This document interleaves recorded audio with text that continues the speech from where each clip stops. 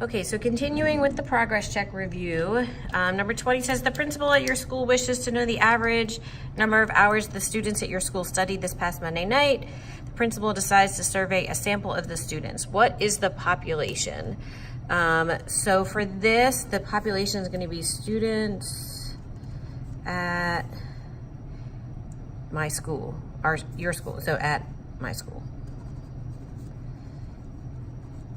What is the parameter of interest? What do they want to know? The average number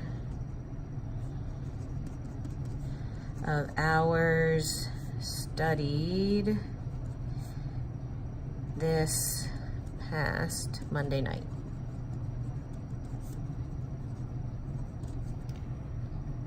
All right, 21. So the principal thinks about, oh, that should say number 20.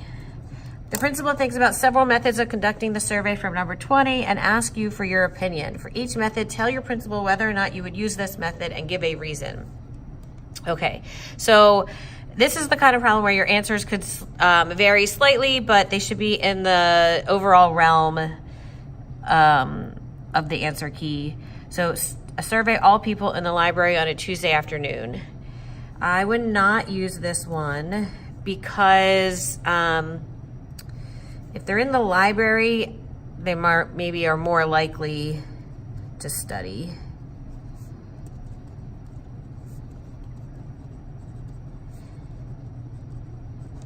Randomly select one student in every homeroom of your school. I would do that. It's random and representative. Representative of the population. Give out a toll-free number and ask students to call in stating how many hours they studied. That's a big no. I would not do that.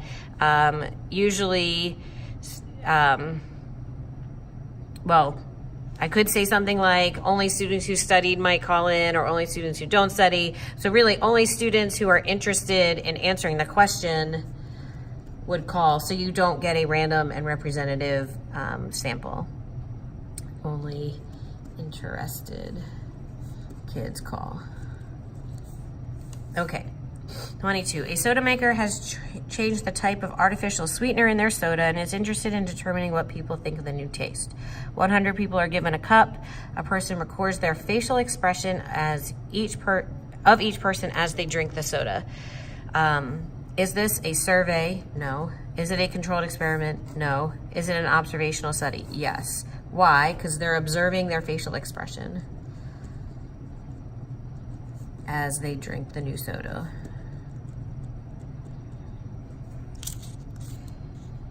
Okay.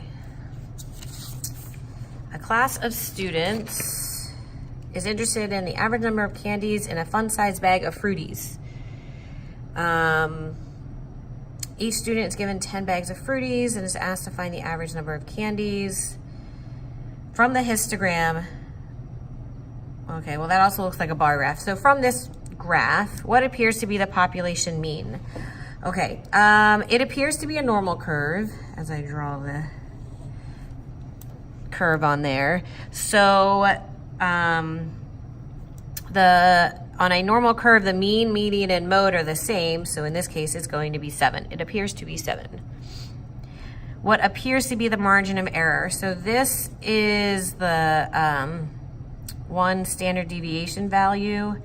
It doesn't say calculate, it just says what does it appear to be. So if I look for the inflection point of my curve, like about there where I change concavity, it appears to be 0.3 because from 7 down to 6.7 is 0.3. It looks the same up that way. Read the following report from Sue. Okay, Sue says, I want to know what do I have to do? As you read, notice there are many problems. Okay, describe 2 problems. So let me circle my problems as I go. I want to know the proportion of Americans that eat meals at fast food restaurants at least twice a week. I decided to perform an experiment. I went to a local fast food restaurant and asked random people if they eat meals at a fast food restaurant. Okay, well, Well, I already see my 2 problems before I keep going. That's not an experiment, it's a survey, because she's asking people. But she's asking them in a fast food restaurant if they eat fast food. So that's not a random or represented, it's not representative of Americans that are already in a fast food restaurant. Okay. Excuse me. Of the randomly selected people, 75% of them say they eat meals at fast food restaurants at least twice a week. I computed the margin of error to be plus or minus 0.4%. Okay. I'm 100% certain. Well, you can never be 100% certain, so there's another issue, that between 73 and 74 of Americans eat fast food at least twice a week. So I already have my 2 issues, and I only have to describe 2, but this last one between the 100% certain, and these numbers don't make sense because of the plus or minus 4%.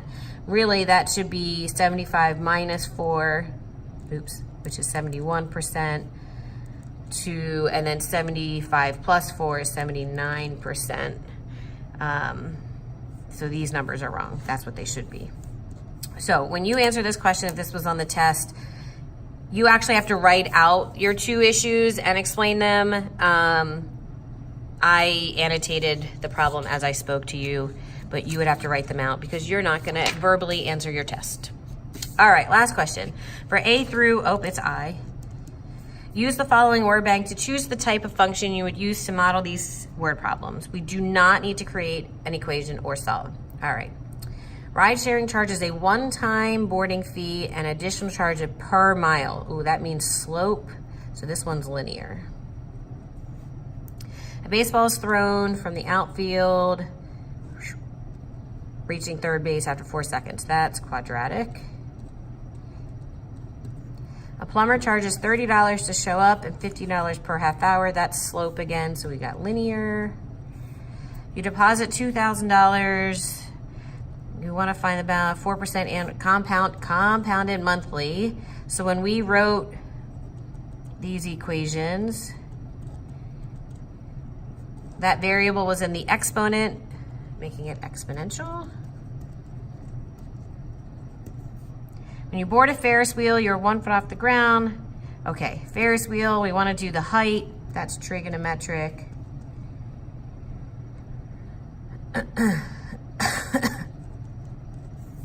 The graph showing the height of a toy rocket over time as it's shot into the air and becomes back to the ground. So it's shot into the air, comes back to the ground. That's quadratic. A heart monitor shows a person's heartbeat over time. So if you picture that type, I know the heart monitor is probably bumpy like that, but if you smoothed it out, that would be a trigonometric graph. The smartphone users over time increases at a monthly rate of 5%. That was this little equation back from percent increase. I think that was first semester, so that's exponential again. A plumber charges a $75 call-out fee and $55 per hour labor, and that one's linear.